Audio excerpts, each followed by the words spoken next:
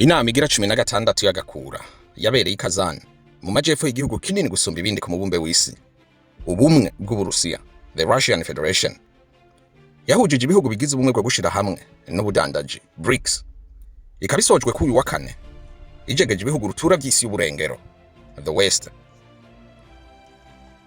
Iyi nama iza guhera kuri uyu wa kane iheze bigiye hamwe ibintu bikomeye cyane cyane kwirema gifaranga ryo huza bino bihugu rikanahangana n'idolari rya Amerika ari ryo BRICS Currency. N'inzira yo kurungika amakuru yitumatuma kujya amahera ariza rihangana na Swift Payment System y'abanyaburayi ari ryo BRICS Pay. Eka mbere n'ubudandaji hagati y'ibi bihugu no guhahirana mu by'ubutunzi hagati muri bo. Umukuru w'igihugu cy'Uburusiya Vladimir Putin n'ubu Buhindi Narendra Modi n'ubu Bushinwa Xi Jinping basabwe kongera guhura mu minsi mikiri imbere. Abanyamategeko b'Uburayi na Amerika bati ubwo bani bigiye kuva muri iyi nama batari biteze, cyane cyane baravye kuntu Uburusiya babijije indugumba muri Ukraine. Ibi bihugu bigize BRICS vyifuza ko hoba ihinduka mu isi yiganjwe ikagengwa n'ibihugu by'uburaruko. Ese iyi BRICS ni iki? Yabayeho gute? Kandi yabayeho ryari? Igizwe n'ivyahe ibihugu? Ifisi yahe ntumbero? Ese uru rutonde rw'isi rushasha the new world order goba rugire rugegweko? Menya vyinshi utamenye kuri ubu bumwe bw'ibihugu bwajegeje isi yose. Jewe nkuko bisanzwe ndi seti iyi kaba the mega mind muhawe ikaze. BRICS ni ishirahamwe ry'ibihugu biri mu nzira y'amajambere developing economies ryaremwe mu 2009 ari ibihugu bitanu gusa: Brazil, Ubushinwa, Ubuhindi, Uburusiya na Afrika y'Epfo. Ibi bihugu nivyo byatanguje ubu bumwe, ni nayo incamake y'amajambo ikomoka BRICS. Kuva ku itariki imwe yo kwa mbere uyu mwaka, ibihugu Egiputa, Ethiopia, Irani, Arabia Saudite na Leta Zunze Ubumwe z'Abarabu United Arab Emirates canke UAE ibi bikaba byinjijwe muri uyu muryango. Hakaba hari n'ibindi 30 byasabye kwinjira mu uyu muryango bikaba bitaremegwa. Ibi bihugu bigize uyu muryango wa BRICS bisanzwe bifise bank ibihuza the New Development Bank ifise icicaro Shanghai mu Bushinwa, kandi hose hamwe vyigwijije ku murundo w'ubutunzi ku bice 37% by'umutungo w'isi. Aha uca wumva ko bihangana n'isi ibihugu rutura nka G7, umuryango w'ibihugu indwi bitunze kurusha ibindi, na NATO, umuryango ugizwe n'ibihugu by'uburengero ukorera hamwe mu gutabarana vya gisirikare. Patrick Stewart, umwe mu barongozi b'ikigo rutura giharanira amahoro ku isi the Carnegie Endowment for International Peace, akaba hagarikiye umugambi bise the Global Order and Institutions Program.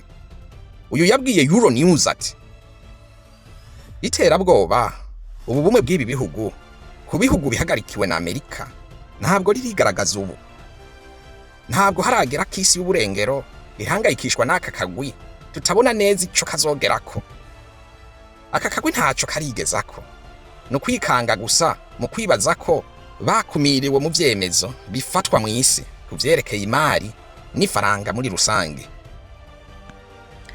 Uravye ukuntu amasezerano yo kugirana ubudandaji nta makora asabwe free trading no gutegwa kw'igihugu ca Ukraine n'icuka kibi kiriko gitutumba muri Taiwan, umubano uhagaze nabi cane hagati y'umuryango w'ubumwe bw'Uburayi the European Union n'Ubushinwa washiramwe Uburusiyaho noneho bikunyuka.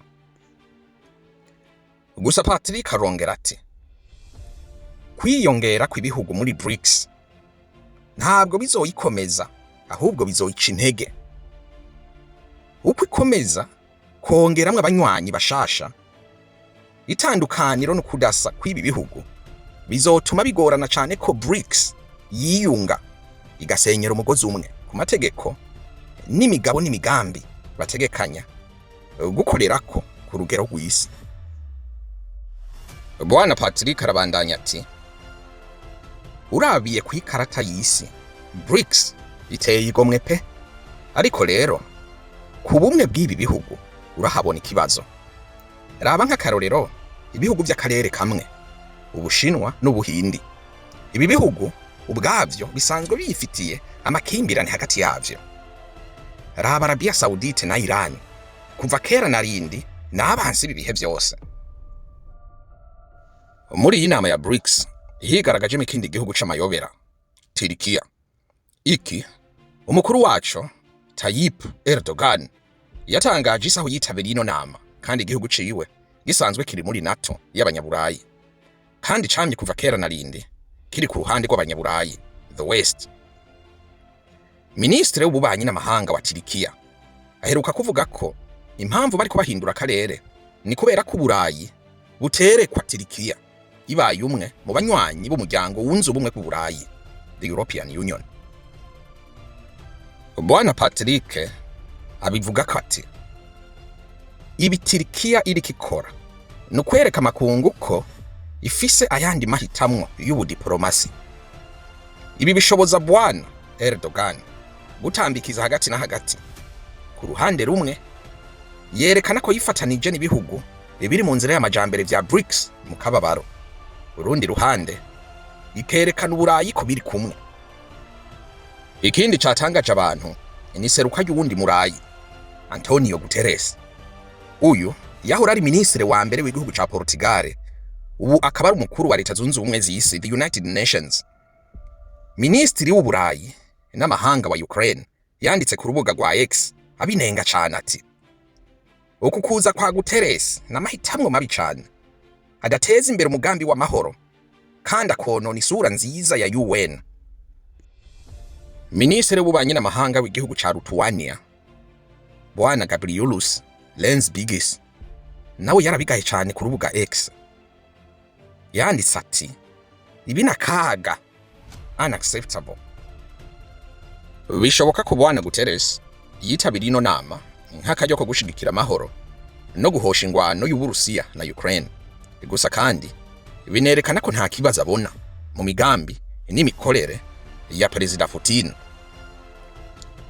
Uwahora ari ministre wa mbere w'Ubutaliyano aheruka kuvuga ko aravye ino nama ya BRICS harageze ko Uburayi bwiyunga gusumba, bagashira hamwe ubutunzi bwabo mu vyo bita EU single market, nayo handi vuba bazisanga babaye abakoroni ba Amerika canke Ubushinwa.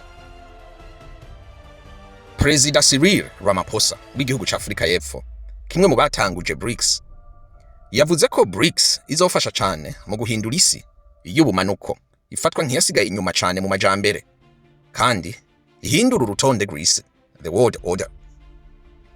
Ku munsi ugira kabiri w'iyi nama, Perezida Ramaphosa yavuze ko BRICS ari urunana ruhurikiyemwo bose, rufise ubushobozi bwo guhindura isi y'ubumanuko, the global south, kandi ibihugu bibwirizwa kumenya agaciro k'ubu bufatanye bw'ubutunzi kugira bikunde iterambere rifatika rigegweko kuri bose. Perezida wa Afrika y'Epfo arabandanya ati tubwirizwa gufata ingamba ntakuka kugira bikunde dushike ku iterambere duhuriyemwo twese nta wuruta uwundi, ivyo bita multipolar world. Nkuko bimeze mu isi yose, igihugu ca Afrika y'Epfo cifuza ihanahana ry'ibintu, supply chains, nta ntambamye, urudandaza, trade, ubukerarugendo, tourism, n'imihora y'amafaranga, financial flows, itavangiwe n'izindi mbaraga zo hanze, aho ibihugu bimwe na bimwe bishaka kwigira ko bitegeka ibindi, bigashiraho amategeko vyishakiye abiha akarusho gusumba ibindi. Co kimwe n'ibindi bihugu, Afrika y'Epfo yifuza ko ibihugu vyokoresha ifaranga ryavyo, local currencies, mu gukora ubudandaji n'ibindi bihugu, apana kwama vyiganjwe n'idolari ya Amerika gusa. Ramaphosa arabandanya ati twizera ko tuzoshika tumenyesha ba ministre b'ubutunzi na ba guverineri b'amabanki nkuru y'ibihugu vyacu kwikoreshwa ry'ifaranga ry'akarere n'ubuhahirane n'ibindi bihugu, n'ihanahana ry'amafaranga hagati y'ibihugu bigize BRICS n'abanywanyi bavyo. Aha mwibuke ko iminsi mike imbere y'uko ino nama itangura, amashirahamwe ajejwe ubutunzi y'ibi bihugu bigize BRICS yahuriye i Moscow mu kwigira hamwe uko bokongera imihahirane ifatika hagati yavyo. Perezida Ramaphosa aheza avuga ko kugira BRICS ishike ku ntego yihaye yo gushira hamwe mu butunzi, economic partnership, yo mu 2025 no kuraba ko bovumbura imihora y'urudandaji ishingiye ku guteza imbere ubudandaji bwo hasi n'ugwisumbuyeho na runini mu bihugu bigize BRICS. Guhanahana amakuru n'ubumenyi hagati y'ibihugu vya BRICS bakagira gahunda ziteza imbere ubudandaji mu kwinjira kw'ibintu import no gusohoka kw'ibintu export, icuruzwa ry'ibikorwa n'inganda n'ubuhinga bwa none technology. Biraboneka ko ibihugu vyinshi vyarambiwe no kwama biri mu kwaha kw'ibihugu rutura bitwara isi, aho vyico bishaka bigakizo vyishakiye. Harageze ku isi iringanizwa, hakaba ukubahana no kungana muri vyose, yaba imbere y'amategeko, ubudandaji, guhanahana ifaranga, intwaro, eka mbere n'ibindi. Nta wumva ko we waruta abandi, ko ari utanyeganyezwa. BRICS ifise imigambi myiza cane yo kugira ingano balance mw'isi, gusa intambamyi ni nyinshi cane. Ese bazobigerako? Ese bagashaka buhake b'uburengero bazobakundira? Gusa imbere ni heza. Mwakoze kubana nanje, jewe ndi Seti. Mwibuke gukanda aho hasi handitse subscribe, bidutera agatege cane. Naho ubutaha, stay blessed.